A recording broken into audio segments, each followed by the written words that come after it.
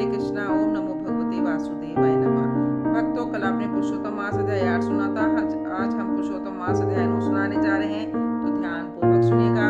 सूजी बोले, तदंतर विस्मय से युक्त नारद मुनि ने मेधावती ऋषि की कन्या का अद्भुत वृतांत पूछा। नारद जी बोले, हे मुनि, उस तपोवन में मेधावती की कन्या ने बाद में क्या किया और किस मुनि श्रेष्ठ ने उसके साथ विवाह किया? श्री नारायण बोले, अपने पिता को स्मरण करते करते और बराबर शोक करते करते उस घर में कुछ काल उस कन्या का व्यतीत हुआ। युद्ध से भ्रष्ट हुई हरिणी की तरह घबराई शून्य घर में रहने वाली, दुख रूप अग्नि से उठी हुई, भाप द्वारा बहते हुए अश्रु नेत्र वाली, जलते हुए हृदय कमल वाली, दुख से प्रदीक्षण गर्म श्वास लेने वाली, अति दीना घिरी हुई सर्पिनी की तरह अपना घर में सूरज अपने दुख को खींचती और दुख से मुक्त होने के उपाय को न देखती हुई उस कृशोदरी को उसके शुभ भविष्य की प्रेरणा से सांत्वना देने के लिए उस वन में अपनी इच्छा से ही पर क्रोधी, जिनको देखने से ही इंद्र भयभीत होते हैं, ऐसे जटा से व्याप्त साक्षात शंकर के समान भगवान दुर्वासा ऋषि आए। हे नारद, भगवान कृष्ण ने राजा युधिष्ठिर से कहा कि हे राजेंद्र, वह दुर्वासा आए जिसको कि आपकी माता कुंती ने बालापन में प्रसन्न किया था। तब उस सुपूजित महर्षि ने देवताओं को आकर्षण करने वाली विद्या उन्हें दी और भूपाल, जिन्होंने सब देवताओं से नमस्कार किए जाने वाले मुझको भी रुक्मणी के साथ रथ में बैलों की जगह जोता।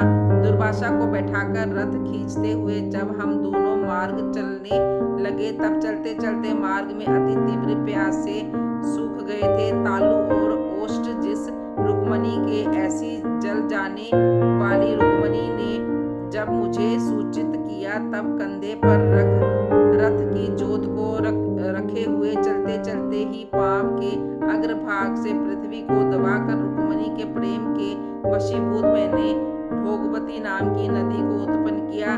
जब वही भोगवती ऊपर से बहने लगी, अनंतर उसी के जल से हे महाराज रुक्मणी की प्यास को मैंने बुझाया। इस प्रकार रुक्मणी की प्यास का बुझना देख उसी क्षण अग्नि की तरह दुर्वासा क्रोध से जलने लगे और प्रलय की अग्नि के समान उठकर दुर्वासा ने श्राप दिया। बोले, बड़ा आश्चर्य है हे कृष्ण, रुक्मणी तुमको सदा अत्यंत प्रिय है, अतः स्त्री के प्रेम से युक्त तुमने मेरी अवज्ञा कर अपना महत्व दिखलाते हुए इस प्रकार से उसे पानी पिलाया, अतः तुम दोनों का वियोग होगा। इस प्रकार उन्होंने श्राप दिया था। हे युधिष्ठिर, वही यह दुर्वासा मुनि है, साक्षात रुद्र के अंश से उत्पन्न। दूसरे काल रुद्र की तरह महर्षि अत्रि के अग्र तप रूप कल्प वृक्ष के दिव्य फल, पतिव्रताओं के सिर के रतन, अनसुईया भगवती के गर्भ से उत्पन्न अत्यंत मेधा युक्त दुर्वासा नाम के ऋषि, अनेक तीर्थों के जल से भीगी हुई जटा से भूषित सिर वाले साक्षात तपोमूर्ति दुर्वासा ऋषि को आते देखकर कन्या ने शोक सागर से निकलकर धैर्य से मुनि के चरणों में प्रार्थना की। प्रार्थना करने के बाद जैसे वाल्मीकि ऋषि को जानकी अपनी आश्रम में लाई थी, वैसे ही यह भी दुर्वासा को अपने घर में लाकर अर्घ्यपाद और विविध प्रकार के जंगली फलों और पुष्पों से स्वागत के लिए आज्ञा लेकर आदर पूर्वक पूजन कर तदंतर हे राजन, ये बाबा बोली। कन्या बोली, हे महाभाग, हे अत्रि कुल के सूर्य, आपका प्रणाम है। हे साधो, मेरी अवज्ञा के घर में आज आपका शुभ आगमन कैसे हुआ? हे मुनि, आपके आगमन से आज मेरा भाग्योदय हुआ है, अथवा मेरे पिता के पुण्य के प्रवाह से प्रेरित मुझे सांत्वना देने के लिए ही आप मुनि सतम आए हैं। आप जैसे महात्माओं के पाव की धूल जो है वह तीर्थ रूप से है। यह धूल का स्पर्श करने वाली मैं अपना जन्म आज सफल कर सकती हूँ। आज मेरा व्रत भी सफल है। आप जैसे पुण्य आत्माओं के जो मुझे आज दर्शन हुए, अतः आज मेरा उत्पन्न होना और मेरा पुण्य सफल है। ऐसा कहकर वे कन्या दुर्वासा के सामने चुपचाप खड़ी हो गई।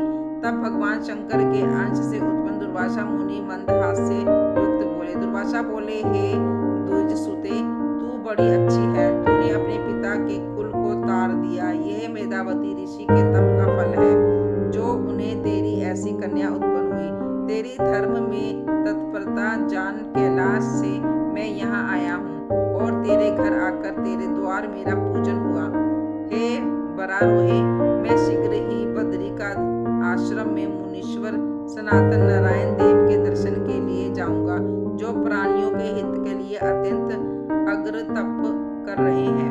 कन्या बोली, हे ऋषि, आपके दर्शन से ही मेरा शोक समुद्र सूख गया। अब इसके बाद मेरा भविष्य उज्जवल है, क्योंकि आपने मुझे सांत्वना दी है। हे मुने, मेरी उस पार्दुभूत बड़ी भारी ज्वाला युक्त दुख रूप अग्नि को क्या आप नहीं जानते? हे दयानिसिंधि, हे शंकर, उस दुख अग्नि को शांत कीजिए। मेरे विचार से हर्ष कारण मुझे कुछ भी दिखलाई नहीं देता। ना मुझे माता है, ना मेरे पिता, ना भाई जो धैर्य प्रदान करता। अतः दुख समुद्र से पीड़ित मैं कैसे जीवित रह सकती हूँ? जिस जिस दिशा में मैं देखती हूँ वह दिशा मुझे शून्य ही प्रतीत होती है। इसलिए हे तपोनिधे, मेरे दुख का निस्तार आप शीघ्र करें। मेरे साथ विवाह करने के लिए कोई भी नहीं।